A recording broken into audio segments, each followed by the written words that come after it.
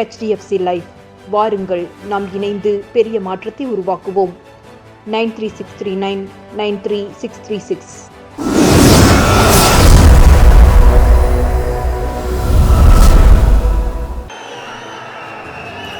என் நெஞ்சில் குடியிருக்கும் என்னுடைய தோழர்களுக்கும் தோழிகளுக்கும் என்னுடைய வணக்கம். வணக்கம் வணக்கம்.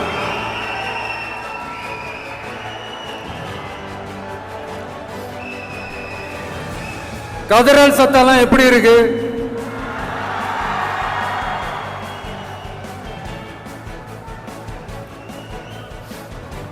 தமிழுக்கு அமுதென்று பேர், அந்த தமிழ் இன்ப தமிழங்கள் உயிருக்கு நேர். இன்னைக்கு தமிழ்நாடு இருக்கிற சூழல்ல நாம் ஒரு புதிய வரலாற்றை படைப்பதற்கு தயாராக வேண்டிய அவசியத்தை நீங்க எல்லாருமே நல்லா புரிஞ்சு வச்சிட்டு இருப்பீங்கன்னு நான் நம்புறேன். அரசியல்னா என்னங்க? ஒவ்வொரு குடும்பமும் நல்லா வாழணும்னு நினைக்கிறது அரசியலா? இல்ல ஒரே ஒரு குடும்பம் மட்டும் தமிழ்நாட்டை சொரண்டி நல்லா வாழணும்னு நினைக்கிறது அரசியலா? நீங்களே சொல்லுங்க, எது அரசியல்? எல்லாருக்கும் நல்லது நடக்கிறது தானே அரசியல். அதுதான் நம்ம அரசியலும். காட்சிக்கு திராவிடம், ஆட்சிக்கு திராவிட மாடல்னு தினம் தினம் மக்கள் பிரச்சனைகளை மடைமாற்றி மக்கள் விரோத ஆட்சியை மன்னராட்சி போன்று நடத்துற இவங்க, நமக்கு எதிராக இவங்க பண்ற செயல்கள் ஒன்னா ரெண்டாங்க. மாநாட்டில் ஆரம்பிச்சதுங்க. மாநாட்டில் ஆரம்பிச்சு அதுக்கப்புறமா நான் கலந்துக்கிட்ட அந்த புத்தக வெளியீட்டு விழா, நான் பறந்து போன அன்னைக்கு நம்மளுடைய 2ஆம் ஆண்டு துவக்க விழா அன்னைக்கெல்லாம் சிட்டிக்குள்ள எந்த ஹாலும் எந்த கல்யாண மண்டபம் கொடுத்துடக்கூடாதுன்னு அங்க போய் மகாபலிபுரத்தில் போய் அந்த ஃபங்க்ஷனை பண்றோம். ஏன் இன்னைக்கு பொதுக்குழு வரைக்கும் எங்கெல்லாம் எப்படியெல்லாம் தடைகள்?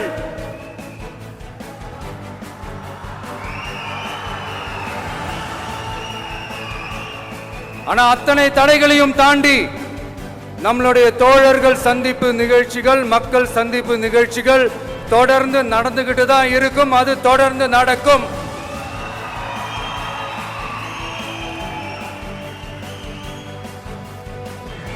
நம்மளுடைய தோழர்கள் அர்ஜுன் பிரதர், நிர்மல் குமார் பிரதர், நம்ம ரமேஷ் பிரதர், இவங்கெல்லாம் போட்டு அடி அடி நடிக்கிறாங்க. நாமளும் அதே மாதிரி அடிக்கணுமான்னு மனசுக்குள்ள ஒரு யோசனையா தான் இருக்கு.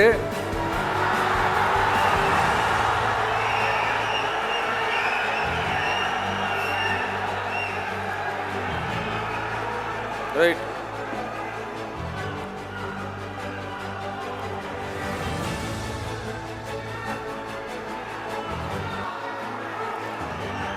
ஓகே, ரைட், புரிஞ்சிச்சு.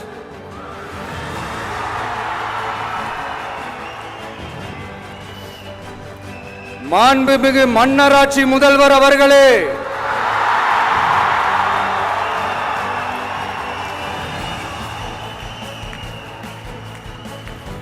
மாண்புமிகு திரு முத்துவேல் கருணாநிதி ஸ்டாலின் அவர்களே,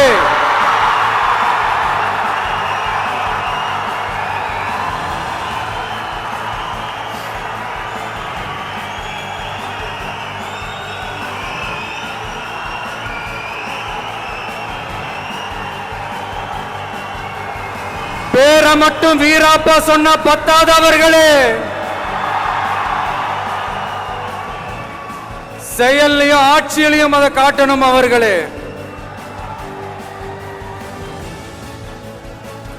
ஒன்றியத்தில் பாஜக ஆட்சியை ஒரு பாசிச ஆட்சின்னு அடிக்கடி அறைகூவல் விடுத்துவிட்டு நீங்க பண்ற ஆட்சி மட்டும் என்னவா?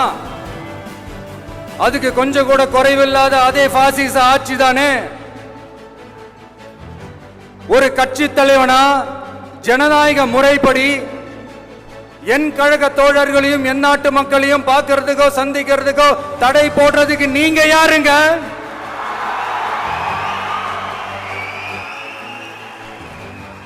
தடையை மீறிய மக்களை பார்க்கணும்னு முடிவு பண்ணிட்டா போயே தீருவேன். சட்டத்தை மதிக்கணும்ன்ற ஒரே காரணத்துக்காக தான் அமைதியா இருக்கிறேன். நேத்து வந்தவெல்லாம் முதலமைச்சர் ஆகணும்னு கனவு காண்றான்னு சொல்றீங்க. அது நடக்கவே நடக்காதுன்னு சொல்றீங்க. அப்படியேங்க எந்த கட்சிக்கும் இல்லாத நெருக்கடியை தமிழக வெற்றி கழகத்துக்கு மட்டும் போட்டுக்கிட்டே இருக்கிறீங்க.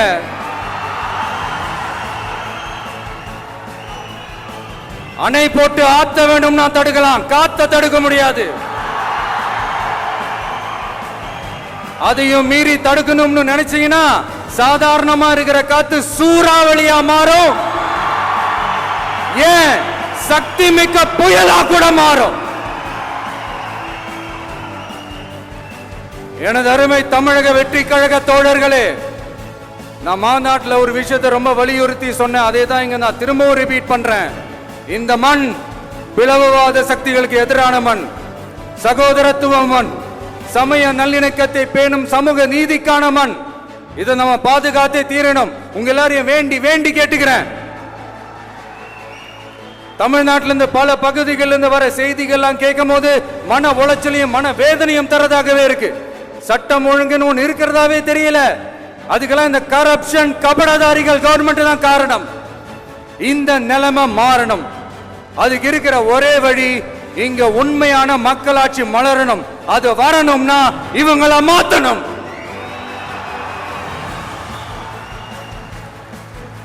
அதுக்கு என்ன வழி? அதுக்கு நாம என்ன செய்ய போறோம்? நம்மளுடைய தோழர்கள் டெய்லி மக்களை போய் பாருங்க, அவங்களோட பேசுங்க, ஒவ்வொரு தெருவுக்கும் போங்க, ஒவ்வொரு வீட்டுக்கும் போங்க, அவங்களோட பிரச்சனைகள் என்னன்னு கேளுங்க, அதை தீர்க்கிறதுக்கு என்னன்னு வழி யோசிங்க. அப்பதான் அவங்களுக்கு நம்ம மேல ஒரு நம்பிக்கை வரும். அப்படி ஒரு ஆழமான நம்பிக்கையை விதைச்சிட்டு அதுக்கப்புறமா நிமிந்து பாருங்க. ஒவ்வொரு வீட்டோட உச்சிலையும் தமிழக வெற்றி கழகத்தோட இரட்டை போர் யானை வாகை மலர் கொடி தானா பறக்கும், தானா பறக்கும்.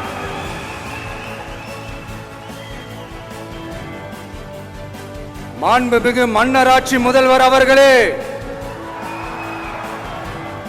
உங்க ஆட்சியை பத்தி கேள்வி கேட்டா மட்டும் ஏன் சார் உங்களுக்கு இவ்வளவு கோபம் வருது?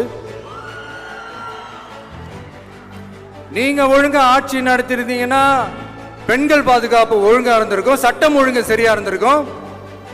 பச்சை பிள்ளைங்க, படிக்கிற பிள்ளைங்க, சின்ன பொண்ணுங்க, வீட்டுல இருக்கிற பொண்ணுங்க, வேலைக்கு போற பொண்ணுங்கன்னு இவங்க எல்லாருக்கும் நடக்கிற கொடுமைகளை சொல்ல முடியல சார்.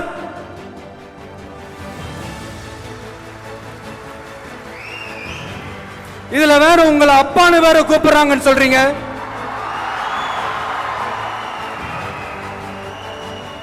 தினம் தினம் உங்களோட இந்த கொடுமைகளை அனுபவிச்சுட்டு இருக்கிற என்னுடைய சகோதரிகளான தமிழ்நாட்டு பெண்கள் தான் உங்களுடைய அரசியலுக்கு ஒரு முடிவு கட்ட போறாங்க, உங்களுடைய ஆட்சிக்கு ஒரு முடிவு கட்ட போறாங்க, உங்களுடைய இந்த அரசியல் வாழ்க்கைக்கு ஒரு முடிவு கட்ட போறாங்க.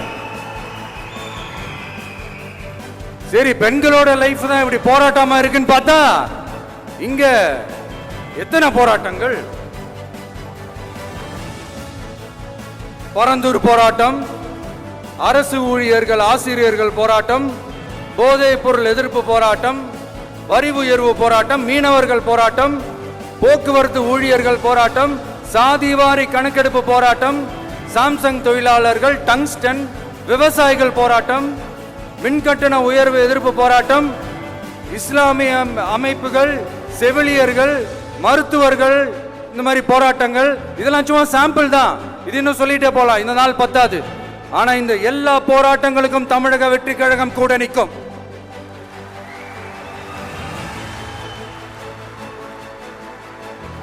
இங்க நீங்க தான் இப்படின்னா அங்க அவங்க யாரு? உங்க சீக்ரெட் ஓனர். அவங்க உங்களுக்கும் மேல மாண்புமிகு திரு மோடிஜி அவர்களே,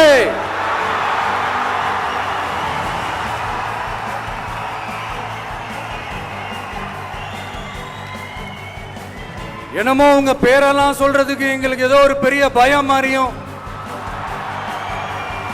அப்படி ஒரு விஷயத்த சொல்லிடுறது. பேரை சொல்லணும், பேரை சொல்லணும், பேரை நான் ஒரு படத்துல சொல்லுவேனே, லியோவை பார்க்கணும், லியோவை பார்க்கணும், லியோவை பார்க்கணும்.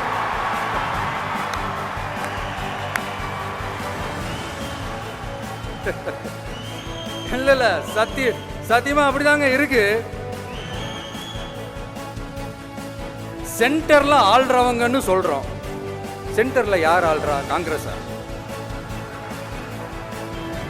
இங்க ஸ்டேட்ல ஆள்றவங்கன்னு பேசுறோம். இங்க யார் ஆள்ற? அதிமுகவா?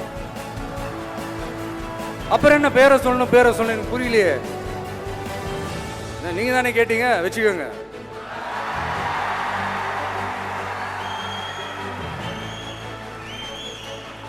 ஓட்டுக்காக காங்கிரஸ் கூட தேர்தல் கூட்டணி, கொள்ளையடிக்கிறதுக்காக உங்களோட, அதாவது பாஜகவோட மறைமுக அரசியல் கூட்டணி, இப்படி உங்க பேரை சொல்லியே மக்களை ஏமாத்துறதும், உங்க பேரை சொல்லியே மக்களை பயமுறுத்துறதும், இப்படி இந்த கரப்ஷன் கபடதாரிகளுக்கு மறைமுகமாக உதவும் உங்க அரசுக்கு ஏஞ்சி தமிழ்நாடு தமிழர்கள்னாலே அலர்ஜி.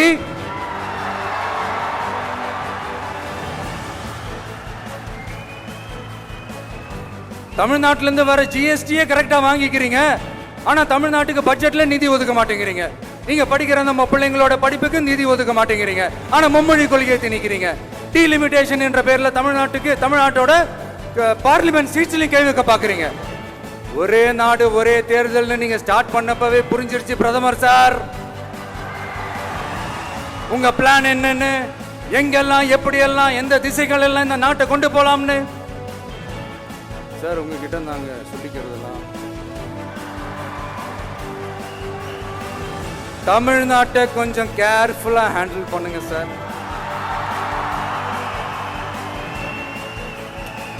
ஏன்னா தமிழ்நாடு பல பேருக்கு தண்ணி காட்டின ஸ்டேட் சார், பல பேருக்கு தண்ணி காட்டின ஸ்டேட் சார்.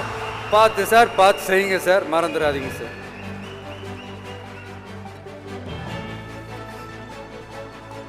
தமிழ்நாட்டு மக்களுக்கு இன்னைக்கு இந்த பொதுக்குழு வழியா ஒரு உத்தரவாதத்தை நாம கொடுக்க போறோம். நம்ம ஆட்சி, அதாவது உங்க ஆட்சி, உண்மையான மக்களாட்சி, தமிழக வெற்றி கழகம் தலைமையிலான அறுதி பெரும்பான்மை பெற்ற ஆட்சி, அதே சமயத்தில் அதிகார பகிர்வுடன் கூடிய ஆட்சி. அப்படி இந்த ஆட்சி அமைஞ்சதும் பெண்கள் பாதுகாப்பை 100% உறுதி செய்வோம்.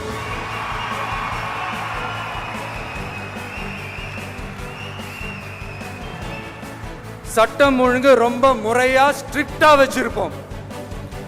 கல்வி, சுகாதாரம், மருத்துவம்னு அத்தனையிலையும் ரொம்பவே கவனம் செலுத்துவோம். அதுவும் எல்லாருக்கும் ஈஸியா ஈக்குவலா கிடைக்கிற மாதிரி செய்யறது தான் நம்ம டார்கெட்.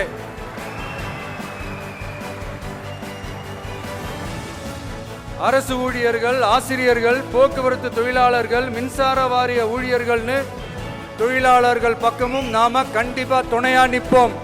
ஏன்னா நாம எப்பவுமே உழைக்கிறவங்க பக்கம்தான்.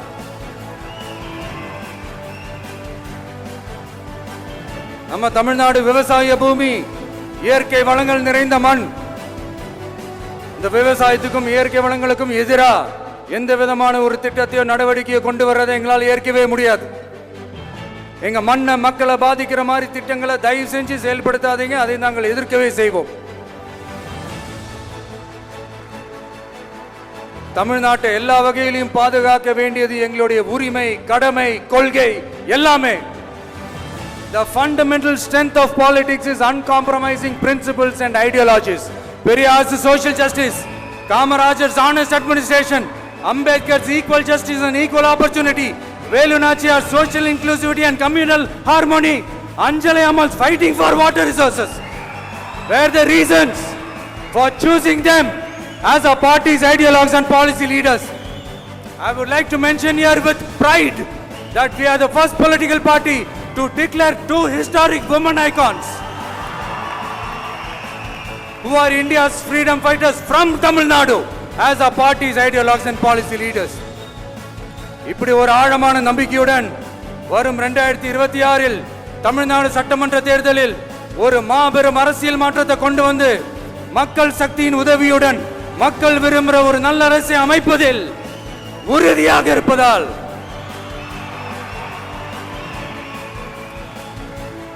அதை தடுக்கிறதுக்குன்னு சில பேர் பகல் கனவு காண்பார்கள் இல்லையா?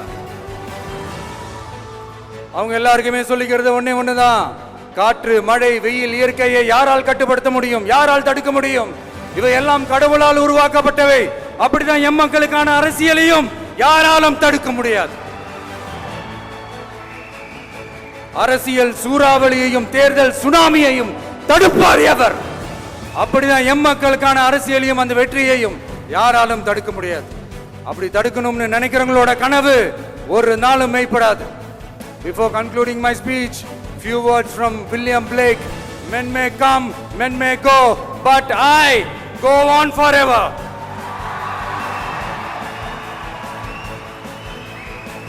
ஞாலம் கருதினும் கைகூடும் காலம் கருதி இடத்தார் செய்யின். ஏற்ற காலத்தையும் இடத்தையும் அறிந்து ஒரு செயலை செய்தால் பூவுலகம் முழுமையையும் வேண்டினாலும் அது கைவசப்படும் என்ற திருக்குறளுடன் என்னுடைய நன்றியுரை நிறைவு செய்கிறேன். பார்த்துக்கிட்டே இருங்க, அடுத்த வருஷம் இது வரைக்கும் தமிழ்நாடு சந்திக்காத ஒரு வித்தியாசமான ஒரு தேர்தலை சந்திக்கும்.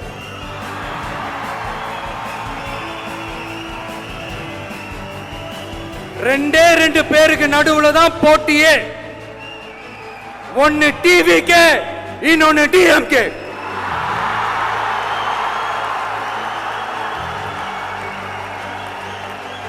கான்பிடண்டா இருங்க, நல்லதே நடக்கும், வெற்றி நிச்சயம். மீண்டும் சந்திக்கும் வரை நன்றி, வணக்கம்.